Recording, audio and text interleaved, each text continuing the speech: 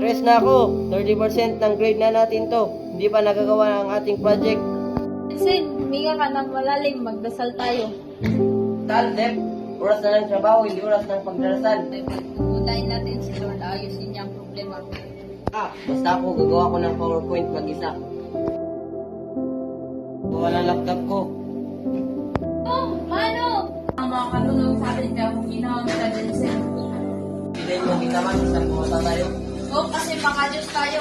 Ang sabi sa Bible, huwag kang magnakaw. Mga malatag. Tumapya na lang tayo sa kabilang room. Ginawa mo na lang.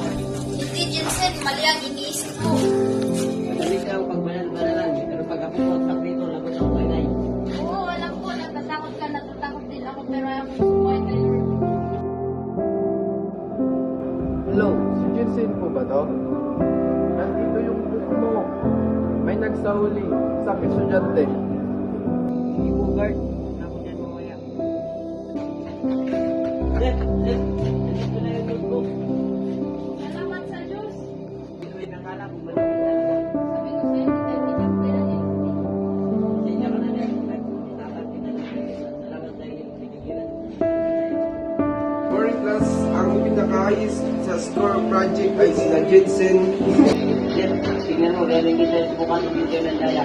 Dahil kay Lord, ang binigyan tayo ng isang kasalakaw. Salamat sa iyo ha. Dahil patutunan ko magtiwala kay Lord. Magkaibigan tayo, dapat tayo magtulungan at sama-sama manalangin.